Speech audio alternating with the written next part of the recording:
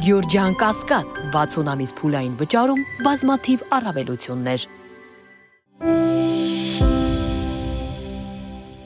Ադրբեջանն ու Հայաստանը առավել քան երբևէ մոտ են խաղաղության համաձայնագրի ստորագրմանը։ Երկխոսության մեջ ենք Ադրբեջանի հետ, նաև հարաբերությունների կարգավորման գործընթացը առաջ ենք մղում Հայաստանի հետ։ Այս մասին հայտարարել է Թուրքիայի նախագահ Ռեջեփ Թայիփ Էրդողանը։ Որոշ խորհրդարանական քայլեր կձեռնարկենք հաջորդ տարվա սկզբից, նշել է Էրդողանը։ Արտաքին գործերի նախարարությունը չի մեկնաբանել Իրանի պաշտոնյայի Թրամփի ծրագրի մասին հայտարարությունը։ Իրանի կողմը այն համեմատել է Զանգեզուրի միջանցքի հետ եւ դեմ է եղել նշելով անվտանգության ռիսկեր եւ ամերիկյան ներկայության ընդլայնման հնարավորությունը։ Հայաստանի դեսպանը վերահաստատել է, որ թրիփ ուղին իրականացվելու է տարածքային ամբողջականության, ինքնիշխանության ու փոխադարձության սկզբունքներով, իսկ Երևանը հաշվի է առնում Իրանի անվտանգության եւ քաղաքական շահերը։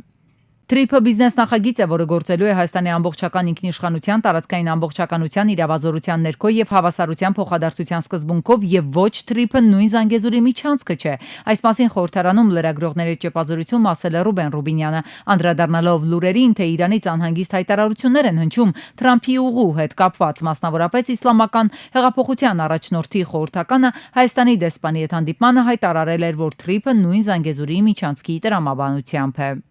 Ոչ, թրիփը նույն Զանգեզուրի միջանցքը չէ։ Բացառվում է Հայաստանում լինի որևէ նախագիծ, որը կհակասի Հայաստանի ինքնիշխանությանը, տարածքային ամբողջականությանը եւ չի լինի Հայաստանի լիակատար իրավազորության ներքո։ Մենք հաշվի առնում ենք մեր հարևանների բոլոր կենսական շահերը եւ Իրանի դեպքում ընդհանրապես այդ շահերը Հայաստանի հետ մեծամասամբ համընկնում են։ Իրանի արտգործնախարարությունը բազմիցս նշել է, որ այս հարցում իրապես միջանցքի խնդիր չկա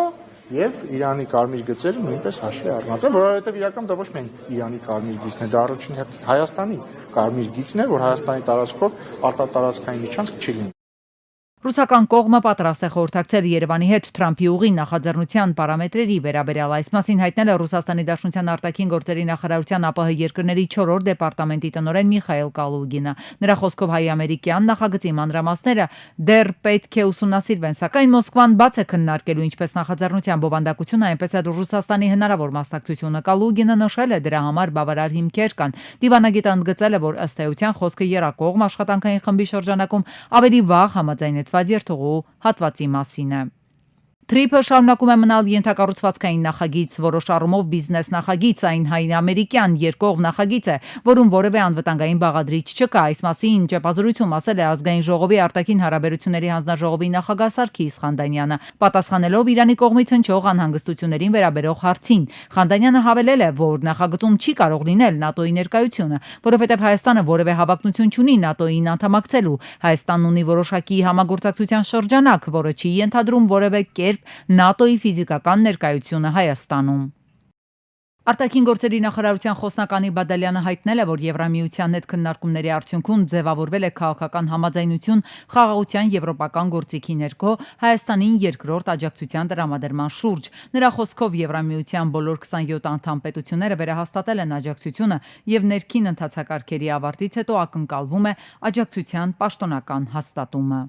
Քննարկում ենք Ադրբեջանից Հայաստան նավթի եւ նավթամթերքի արտահանման հարցը։ Ալիևի օգնականի այս հայտարարությունից տեղեկացանք Ցորենից հետո Բաքվից Երևան ուղղություն բռնելու հերթում նավթն է։ Հայ-ադրբեջանական խաղաղության տրամաբանությունից բխող քայլ է, թե Ադրբեջանն այստեղ սեփական տնտեսության հարցերն է լուծում։ Քաղաքագետի պատասխանը համեմատությամբ է։ Առաջարկում է միևնույն ժամանակ չանտեսել Բաքվից հասնող մյուս լուրերը, մասնավորապես այն մասին, որ այս օրերին Ադրբեջանում կարիերայի աննկարագրելի աճ է ունենում մարդասպան Սաֆարովը, այն մեկը, ով կացնահարեց քնած այս սպային։ Մասնագետն է հարցնում խաղաղության տրամաբանությունից է բխում արդյոք Բաքվի իշխանությունների որոշումը։ Բաքուն ինքը երջանիկ կլինի, եթե ստեղծի մի իրավիճակ, երբ որ մենք ինքներս մեր ձեռքով իրենց ազդեցության վտակնեցանք մեր ցուցան վրա։ Եթե մենք հացահատիկը մեծապես ներկրենք Բաքվին, եթե մենք ներգաղթիրները մեծապես ներկրենք Բաքվից, ինչ-որ մեկը կարող է երաշխիքել, որ Բաքուն Երևանի դեմ չի անի, այն ինչ արեցին Արցախի դեմ։ Եթե Հայաստանը տնտեսապես կապված է լինի Ադրբեջանից,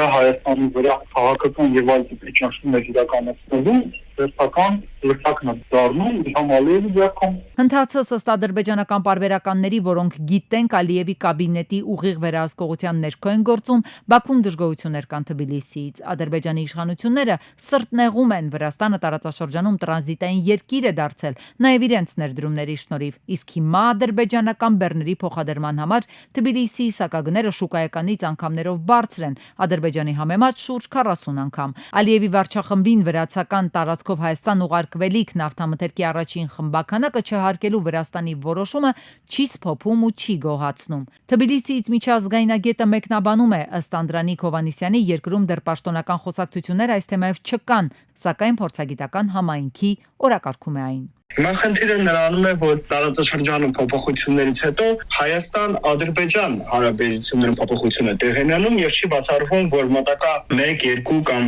գուցե մի քիչ ավել տարիների ընթացքում կարող են ամբողջությամբ բացվել սահմանները Հայաստանի եւ Ադրբեջանի միջև եւ հետեւաբար Հայաստանի եւ Թուրքիայի միջև։ Այս սա ստեղծում է որոշ վտանգներ Թբիլիսիի համար։ Իրենք հրապարակավ նախընտրում են դրա մասին չխոսել։ Մեծ թվով ճանապարհներ կարող են բացվել եւ անցնել Հայաստան-Ադրբեջան-Թուրքիա տարածքներով, շրջանցելով Վրաստանի տարածքը։ Սա կարող է տնտեսական վնաս հասցնել Վրաստանին։ Վրաստանը որքան էլ աջակցի հայ-ադրբեջանական խաղաղության գործընթացին, այնուամենայնիվ նախընտրում է մնալ տարածաշրջանի տրանզիտային առանցքը, շարունակում է մասնագետն ու հիշեցնում սահմանային անցակետում նախ հայկական, վերջերս նաև ադրբեջանական բեռների հետ առաջացող խնդիրները։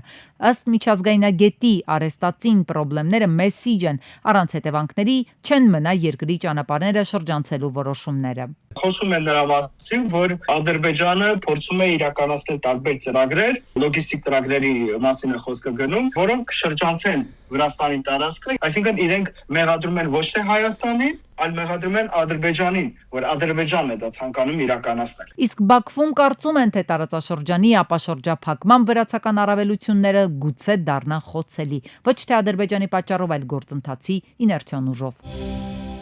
Գլխավոր դատախազությունը ուսումնասիրում է Նաիրա Գևորգյանի հայտարարությունը իրավական գնահատական տալու նպատակով։ Այս մասին հայտնել են գլխավոր դատախազությունից։ Զինված ուժերի պահեստազորի փոխգնդապետ Նաիրա Գևորգյանը հայտարարել էր, թե իբր Մեղրի զորամասի ուղղությամբ արձանագրվել է ներթափանցման փորձ, վերադասի կողմից էլ չկրակելու հրահանգ է տրվել։ Պաշտպանության նախարարության մամուլի քարտուղար Արամ Թորոսյանն արձագանքել է այս հայտարարությանը, Նաիրա Գևորգյանին համարելով զինված ուժերում մեղմ ասած անփառունակ ծառայությամբ աչքի ընկած անձ։ Միաժամանակ կարծում են, որ պատկան մարմինները եւս կուսումնասիրեն տվյալ հայտարարությունը։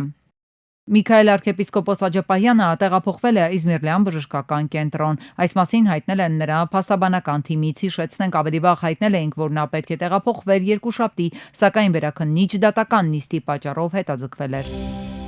Կենտրոնական բանկը վերաֆինանսավորման տոկոսադրույքը իջեցրել է 0.25%-ային կետով Հայաստանի Հանրապետության կենտրոնական բանկի կողմից տրամադրվող լոմբարդային ռեպոյի տոկոսադրույքը սահմանվել է 8%, Հայաստանի Հանրապետության կենտրոնական բանկի կողմից ներգրավվող միջոցների տոկոսադրույքը սահմանվել է 5%։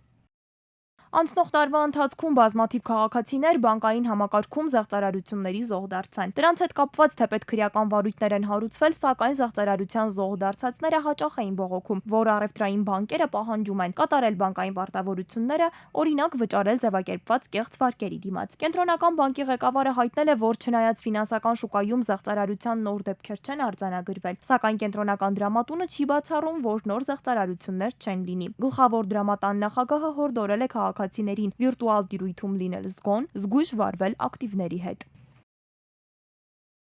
Սա աշխարհի մակարդակով ամենալրջագույն խնդիրներից մեկն է ֆինանսական եւ ոչ միայն ֆինանսական համակարգի համար։ Կանխարգելիչ գործողությունները մեզ թույլ է տալիս ոչ միայն պաշտպանել անհատին, այլ նաեւ ստեղծել միջավայր, որտեղ ձեր մատնանշած նախկին հարցի ինովացիան կարա տեղի ունենա, որտեղ ինովացիան անալոգային տիրույթում այլևս տեղի չի ունենում։ Մենք պետք է տեղափոխվենք թվային տիրույթ, իսկ թվային տիրույթը իր հետ բերում է բազում ռիսկեր։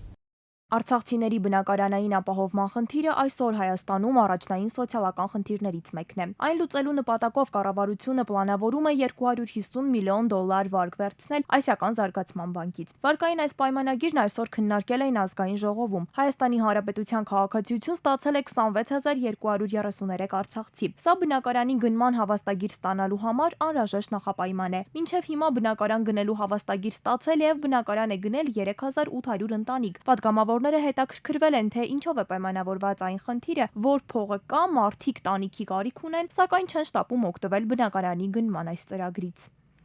3100 քանի մարդ ստացել է, դիմել ստացել է։ 10 ընտանիք։ Քանի 26000 մարդուց, քանի մարդ է դիմել եւ չի ստացել։ Եվ ինչ պատճառաբանությամբ ինքան հստակ է։ Միջինում ընտանիքների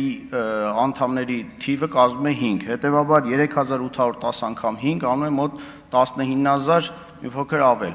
Այն 7000 անձինք, ովքեր ստացել են, բայց դեռևս չունեն հավաստագիր, ես նշեցի, որ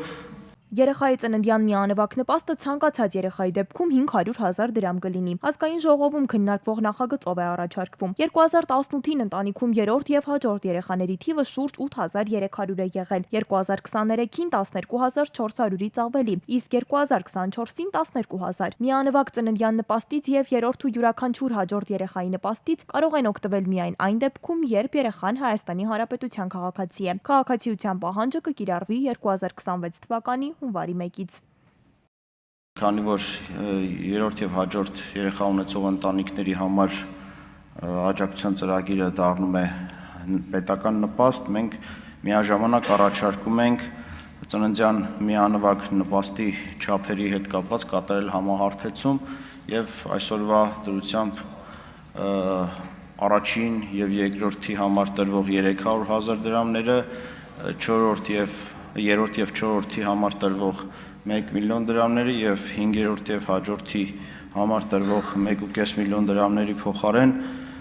բոլորի համար սահմանել նույն չափը, այն է 500,000 դրամ։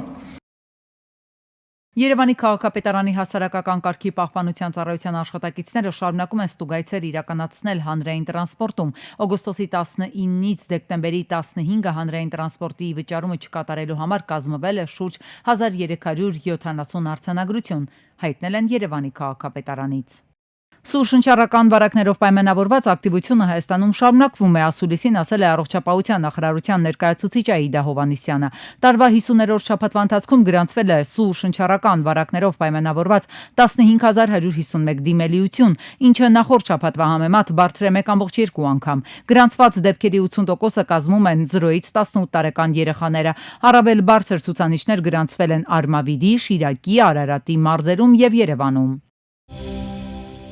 Դեկտեմբերի 16-ին Գյումրիում սահմռկեցուցիչ դեպք է տեղի ունեցել։ Հոգեբուժական կենտրոնում հաշվառված 37-ամյա տղան սեփական տանը տանակի մի քանի հարված է հասցրել ծնողներին։ Դեպքը տեղի է ունեցել Գյումրու Կարեն Դեմիրճյան փողոցի տներից մեկում, որտեղ էլ Շիրակի մարզի քրեական ոստիկանության օպերատիվ խումբը վարչության պետի պաշտոնակատարի գլխավորությամբ ու ոստիկանության բարեկային ծառայության Շիրակի մարզի գումարտակի բարեկները հայտնաբերել են ամուսինների 63-ամյա Նա Ավդալյանի եւ 64-ամյա Ս Ադամյանի դիերը։ Տեսախցիկի առաջ խոսել չցանկացող քաղաքացիներն էլ հայտնել են, որ նման մի փորձ էլ 7 տարի առաջ էր տղան կատարել։ Նրանք քրեական ոստիկաններն արդեն օպերատիվորեն վնասազերծել ու տեղափոխել են ոստիկանություն։